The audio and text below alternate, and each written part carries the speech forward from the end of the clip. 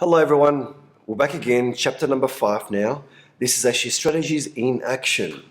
Now, this is a very important chapter because it talks about what strategies would you select for your organization after you have conducted your matrix, after you've conducted your or determining your weaknesses and your strength, your opportunities and your threats. So once you've done that, what it's saying now is that, okay, you've determined that you've got a weakness, so you determine that you have an opportunity. Now, what strategies would you actually take in place? Now, there's a number of strategies that you can actually do, and we're going to go through that. And it's a selection specifically goes back to your organization and goes back, obviously, from the data you've received from those metrics. So let's go through this, please, with you. Now, once you've actually conducted your long-term objectives and you have basically reviewed and monitored, etc., you may actually see there's actually gaps. Now, we said that obviously when you do develop those long-term objectives, making sure they are measurable, realistic, and challenging.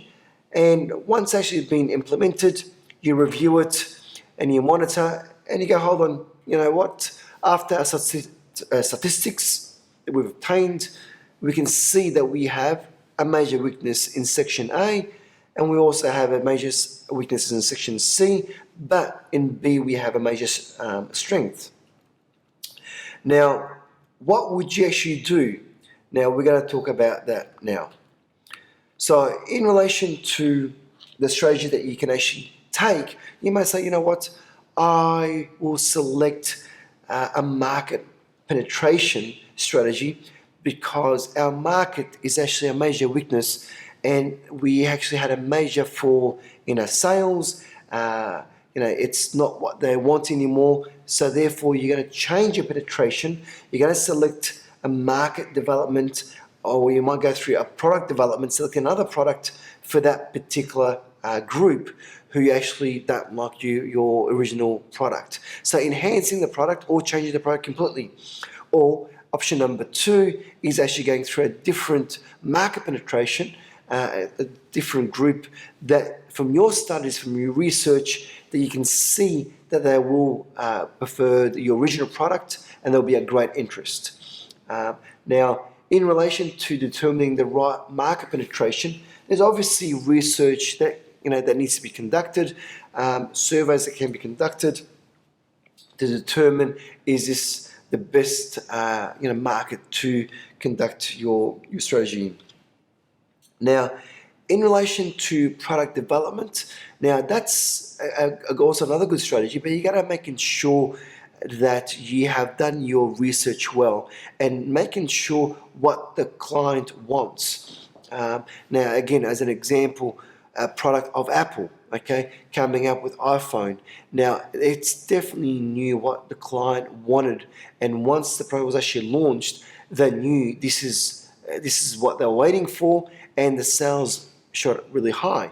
Now, you can see that the sales from the first iPhone that was released to the second version to the third, it kept increasing. So they knew what the client wanted, they knew the customer's needs, and they worked on that.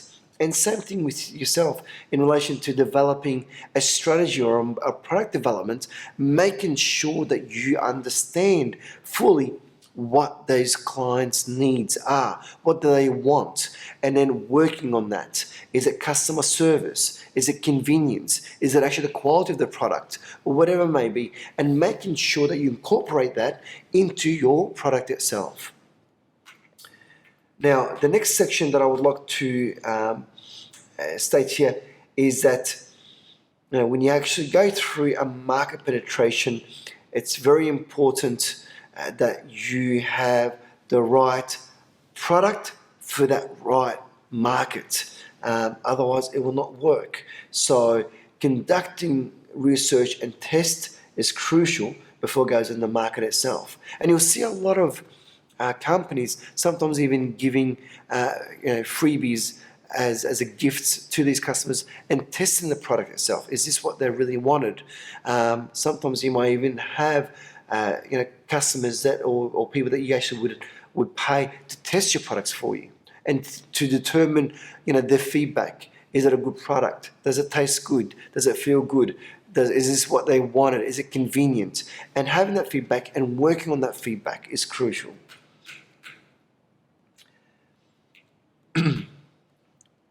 Now, in relation to the guidelines for market penetration, now as long as you need to do that if the current market that you're actually working on is not saturated. So this is a really important point.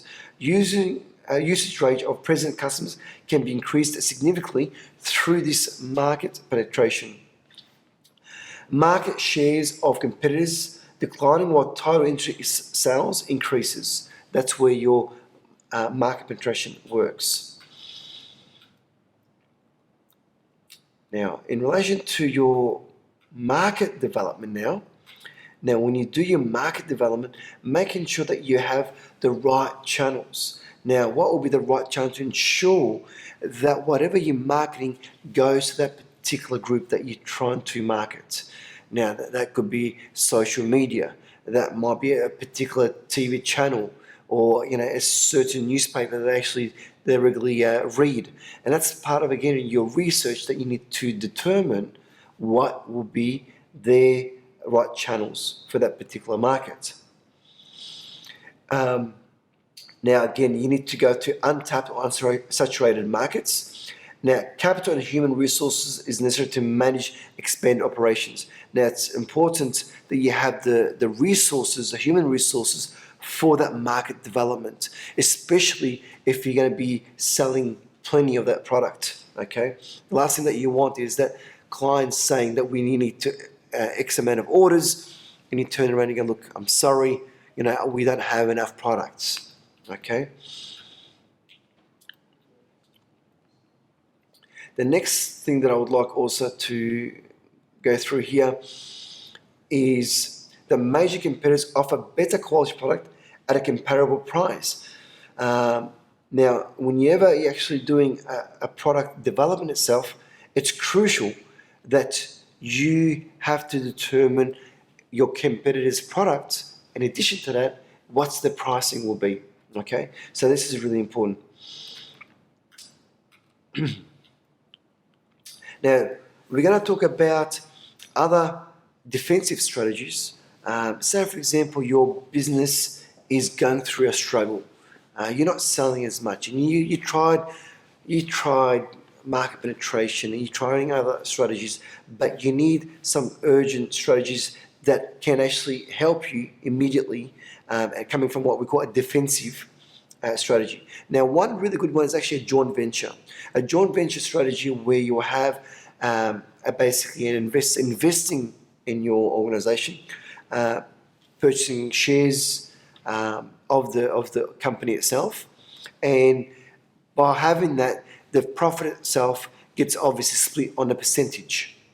So joint ventures I've been involved in, and it works fantastic as long as you've got the right partner and making sure all the legal obligation is done correctly and properly. That can be also a very good strategy from a defensive perspective. The other perspective that you also would have seen, for example, through the GCC in the last probably year or two, you'll see a lot of companies downsizing. In a sense, they may have, for example, 5,000 employees, and they'll say, you know what, because of what we've been selling, our net profit, we're going to actually let go of 2,500 employees. That's 50% of our staff.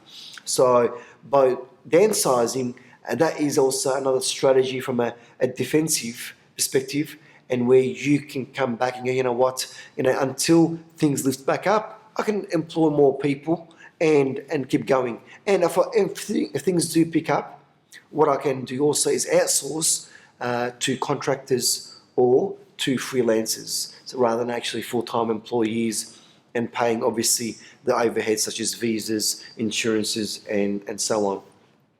Now, The other thing is also is that what you can do is you can actually have private investors rather actually going in a joint venture, just buying a certain aspect of your business. So, for example, you may have 3 offices, and you might say, you know what, I'm going to be selling one office, or you might have certain assets that you might sell off. It's different with a joint venture. With a joint venture, he's actually basically your partner now. He or she is your partner, and whatever the profit that you actually gain from your business, it's split as per the percentage that it was agreed on from the joint venture contract. So that's also, so when you actually do sell, sometimes the third strategy, when you're selling part of your business or certain assets of your business, obtaining that cash flow may help those obstacles that you might be going through, which is important. Now, the last final defensive strategy is actually, which is the last thing that you would like to hear, unfortunately, but is actually liquidation, where a company actually goes through liquidation, closes doors, and says, you know what, we keep making a loss. There's no point of us to continue. We're going to go through liquidation, close the doors, and maybe enter through another complete new business. So that is also another defensive strategy. Okay.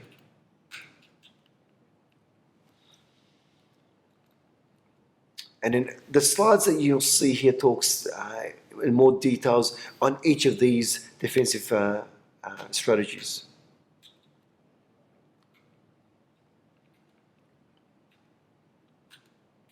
Now, if you go to slide number 21, now 21 is a very important slide, and I'm going to spend some time on this because, again, this is actually ways where you can actually utilize these strategies in your own businesses. It's a table 5.4 from your textbook, and it talks about alternative strategies defined into your textbook itself. Now, the first strategy talks about forward integration. Okay. Now, what does forward integration strategy means? It's basically about you as a business gaining ownership or increased control over distributors or retailers. Now, an example of that, you may say, you know what, we are doing so well, rather than actually purchasing these raw products from you, we're going to actually have shares in your company itself, or purchase your company outright, because you can see the benefits and you can see that you're going to be using these raw materials quite regularly. Okay, so that's where gaining ownership or increased control over these retailers or suppliers comes into. Now, the second strategy is called backward integration, and that's basically seeking, not gaining, seeking ownership in comparison to gaining with the forward. So seeking ownership or increased control of the firms supplying. So this is where you would actually trying to seek ownership from them, and that may be either like a joint venture possibly with these suppliers or firms. Okay. The third strategy is basically horizontal integration, where you as an organization is seeking ownership or increased control over competitors. And the key word here that I need to emphasize is competitors. Now, sometimes you would have seen, I'll give you a typical example with Uber and Kareem. Uber said that, okay, well, Kareem is a competitor for example, in the Middle East. What we're going to do is basically seek ownership, take them, that we're going to purchase them, and they are competitors, and therefore they are no longer our competitors, even though it's a different name, but consumer will still think there are still two different competitors in the market, where really now it's all owned by Uber. Okay, same thing with Amazon and Souk, for example, which is Amazon purchased Souk, and even though at the moment they still might be using two different names, but it's a competitor that Amazon saw, hold on, that's an opportunity, take on board. It's a new market, and take that as a strategy. So this comes back referred to as horizontal integration, which you're basically dealing with your direct competitors that you have in the market. Now, the next strategy that I would like to talk about is called market penetration. It's basically seeking increased market share for present products or service in the present market through greater marketing efforts. So market penetration really deals with, you might be dealing with more advertisement, dealing with more certain groups, certain areas, certain suburbs. And these penetrations, market penetration, can really help increase, obviously, the sales, revenue, and profit. Okay, so market penetration is a very, very, very well effective strategy that the companies that I've worked for definitely have applied that into their business plan.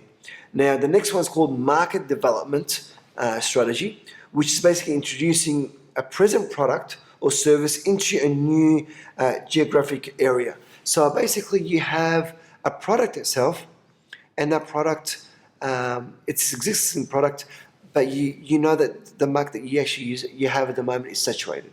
So you go to a new market and in a new geographic area, and basically from that you introduce this same product in this new market, and knowing that market will have a bit of interest from your research. Okay, that's the market development. The next one is called product development. Okay, and that's basically seeking increased sales by improving your present product or service, but developing new ones. Now, you might have a product that you know that it's worn out. It's been in the market for 2-3 years, and people just really, they're not interested no longer.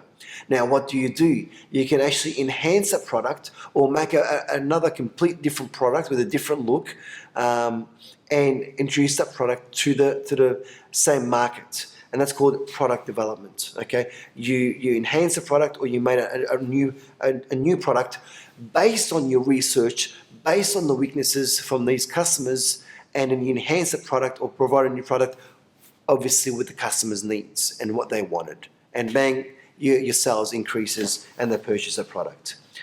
The next strategies are called related diversification. Now, with this related diversification, it's basically adding new but related product or service. Being diverse, basically. It's related being diverse with your product. So adding new but related product or services. So say, for example, you may have a product such as a phone, and you want to be diverse. Wow, I've got a beautiful idea. How about I put some accessories, headphones, how about I put some phone holders, etc., etc.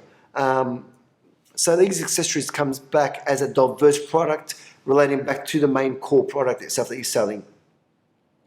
Now, the next strategy, which is called unrelated diversification, which is adding new unrelated products or service. So the related one is actually related product, but the unrelated is actually, it's a completely new product. So you'll be dealing with phones, and now you've got some kitchen hardware that you're selling. So it's a new product, but you have determined from your research, well, this is something that the clients has wanted. They are really into healthy food, and they want a product that sort of mixes juice very quickly and conveniently, and you come up with a beautiful product for that purpose. So that's basically a brand new product. Now, the other strategy is called retrenchment, which is basically decreasing your assets itself, and you're reducing your staff members. So you're decreasing the size of your operation and so on. Okay, so regrouping through cost and assets reduction to reverse decline in the sales and profit. Because the sales and profit has been decreased, therefore you'll cut down your staff. You might have sell some items of your assets, etc. Okay. Now, the next strategy itself is basically in relation to liquidation itself, which is selling all the company assets, or basically shutting the doors and saying, you know what, there's no point of us continuing with this business. Let's move on. I hope you actually enjoyed this session. It provides you with a different strategy where you can actually implement based on your strengths and weaknesses that you have internally, and that you can actually adapt. That could obviously enhance your organization. Thank you very much, and we'll go through the next session with chapter number 6. Take care.